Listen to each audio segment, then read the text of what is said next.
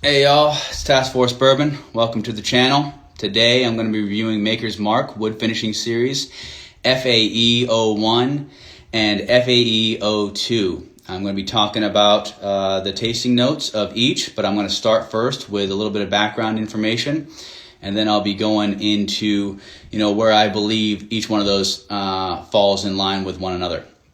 So real quick, as promised, I'm going to talk first about FAE-01 and the wood finishing series writ large. So that started in 2019 as Maker's Mark's first limited edition offering ever. They launched it with RC6, then they went into 2020 with SE4 times PR5. That's a mouthful. And that's why they actually changed it to what is now known as FAE. That stands for fatty acid esters, and we'll get into that a little bit later on. So FAE-01 and 02 are complementary pairs, unlike the 2019 and 2020 offerings that were annual releases. This is an annual complementary release, if you will, one release in spring and then in the fall for FAE-02.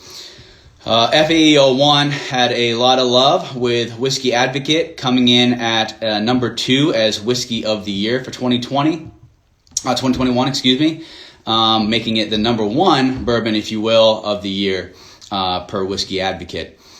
So with FAE-01, what essentially they did was, I got the wrong read up here. FAE-01 uses an American oak stave that is, quote, seared on one side and left raw on the other to amplify some of the signature dried fruit and oak flavors. Bourbon derives these tasting notes from naturally retained elements of barrel char and organic compounds called fatty acid esters, hence the FAE, which are responsible for both fruity tones and texture variations. Each side of the FAE-01 stave draws out different characteristics of these two flavor components. The charred side offers dark leathery tobacco notes, and the raw side yields fresh fruit, the two of which come together to create intense barrel-aged fruitiness. Well, that's what they say. We're going to find out here in a moment. But this is just like their Maker's 46 and just like their private reserve releases in the sense that they add the staves to the barrels and age them in their limestone cellars. So with that, basically they take their fully matured cask strength Maker's Mark, they fit them with these proprietary wood staves, put them in those limestone cellars, which is a whole separate location from the regular Maker's Mark. It's very cool down there. I've been there. And then they let it interact until it's got the unique profile that they are aiming for. And so we got a quote here from Jane Bowie, Director of Innovation at Maker's Mark. She says, quote, for 2021, we leaned into our column stills and non-chill filtering process, which, simply put, helps us retain the texture and higher viscosity of the whiskey. It tastes just like a barrel warehouse smells. If you've ever walked through a rick house and taken a deep breath, you can almost taste the bourbon in the air, and that's the experience we've created with FAE-01. It's literally like sipping on Angel's Share. Well, whether that's true or not, that's amazing marketing, because I'm sold already. And then for FAE-02, a little bit different. What they did is, like I said, it's a complementary pair. They're using French oak staves here for this one, much like you'll find in Maker's Mark 46. So they say in their experimentation with independent stave company, we were able to highlight certain flavor characteristics from original Maker's Mark and create unique expressions, each with its own taste profile. Inspired by the creation of Maker's Mark 46, the wood finishing series process begins with fully matured Maker's Mark cask strength and fitted with 10 wood staves of varying types and combinations and stored in their limestone cellar for additional aging. So for the 2020 release, both of these, they never chill filter any of its whiskey, any of it at all, a decision that allows the classic bourbon to retain its signature characters and depth of flavor by leaving naturally present fatty acid esters in the whiskey. So I've heard a quote from another bourbon channel. Apologize, I forget which channel that was exactly, but they use a metaphor which still sticks with me today. So if you've ever cooked like macaroni and cheese, and then put it in the refrigerator like leftovers, and then you've taken it out and you've seen sort of like a little bit of that fat film on top, you're not going to scrape that off and throw it in the trash, because when you heat that back up and it mixes back in, that's what gives it all its flavor. So that's why we love non-chill filtering, because chill filtering removes some of those fatty flavor compounds that are lost essentially in chill filtering. So we like non-chill filtering, and we like what Maker's Mark is doing here with this, with keeping in tradition. So for the same Jane Bowie, Director of Innovation at Maker's Mark again, for the FAE-02 and 2021 writ large, she says, our first 2021 release was crafted to hit you in the face with big, bold aroma and flavor, just like Standing in a Barrel Warehouse, wood, tobacco, and spicy dried fruit. With FAE-02, we wanted to explore the softer side of our 2021 taste vision by placing more of the focus on rich, consistent texture and tone that stems from FAEs. Just like the things we find so comforting about artisanal butters, olive oils, and creamy spreads, FAE-02 delivers a fattier, full-bodied, mature Maker's Mark bourbon that makes for an ideal sip on a fall evening. Again, I am sold. I'm in. Let's do this. But for this one, essentially what they did, unlike FAE-01, which used American oak staves that was seared on one side and left raw on the other, FAE-02 is produced using double heat treated virgin French oak barrel staves that undergo an infrared exposure prior to a flame toast finish. Sounds amazing. So this one did not win or come anywhere on the top 20 Whiskey Advocate, but we'll find out where it lines up. So pulling this back up here so I can surmise and not spend here all day just sipping with you. It's got a very light aroma.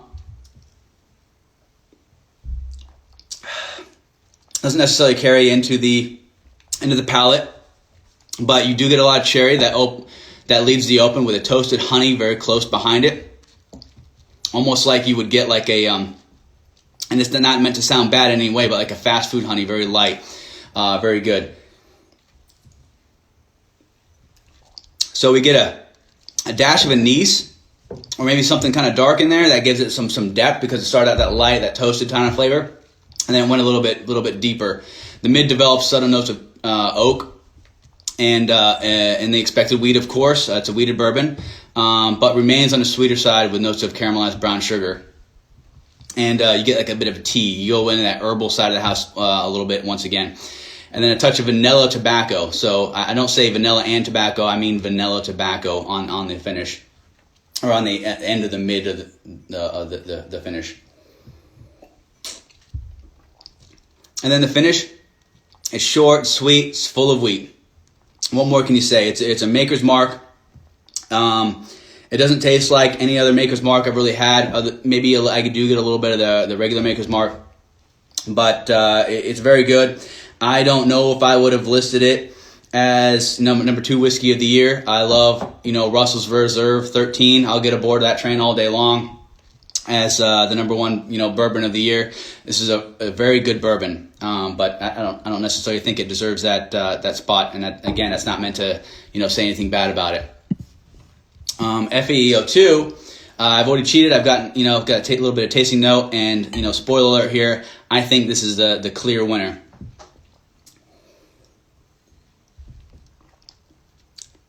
So you go from light, and you could argue medium bodied here, to full, and you could argue medium bodied here, but I'm just going to go on the extreme end of the spectrum and go light, full bodied.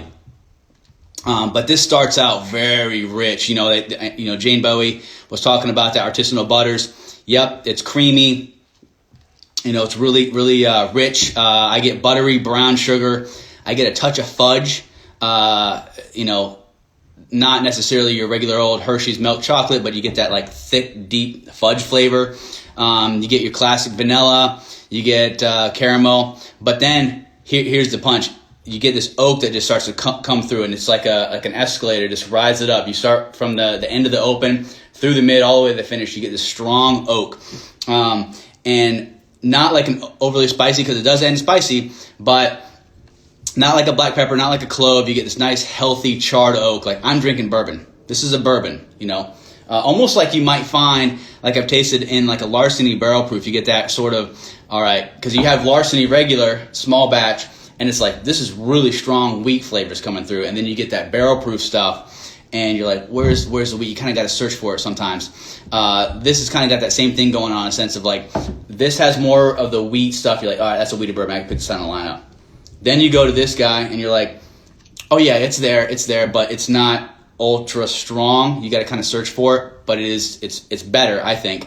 But let's talk a little bit more about it. So to remind myself, you did have honey on this one, the 01, but it was more that thin, light honey. And this is that thick, real like a dark, rich honey, not like a wildflower honey, but it's a lot darker, richer. And then it's got this really weird thing going on with the wheat. So I did deduce that it was wheat, right? Obviously, it's a wheated bourbon. But what I also got here, I thought was here for a moment, I almost said rye. It's got that really pop of like a rye, but it's a wheat. So there's something weird going on with that wheat note, but it's bold, it's good. And then that finish, like I said, that escalator rides to the very oaky and spicy. It's very long. You get more of a Kentucky hug with this one. Let's see if the proof here. What do you got? 110.6, 109.1. That's a bit odd. So I would not have expected that. I would have said, if you put this in a lineup, blind flight, I would have said that this is a lower proof, a much lower proof, and I would have said this is much higher proof. I would have probably guessed, 100 proof for the body, but 110 does make sense for the complexity it has, because there's that there. This has got all of those things, but I would have guessed 115 to 120, maybe even more. Let me taste it again.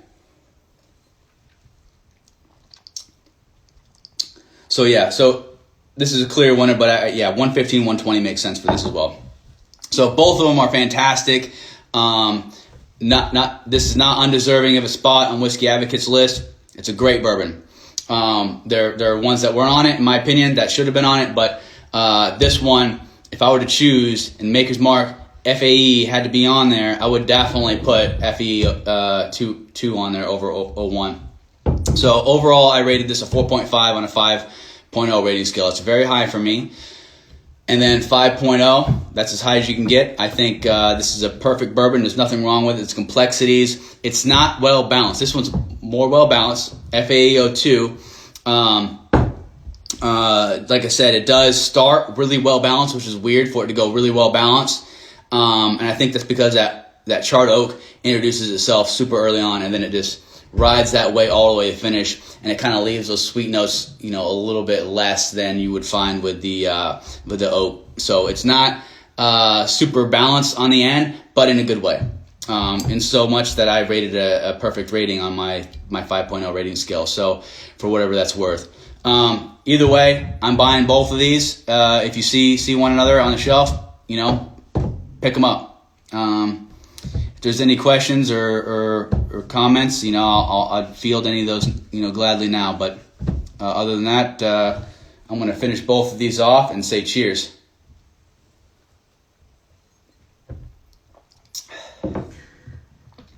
Thanks, Greg. Smile back at you. Yeah, a lot lighter body. Cheers.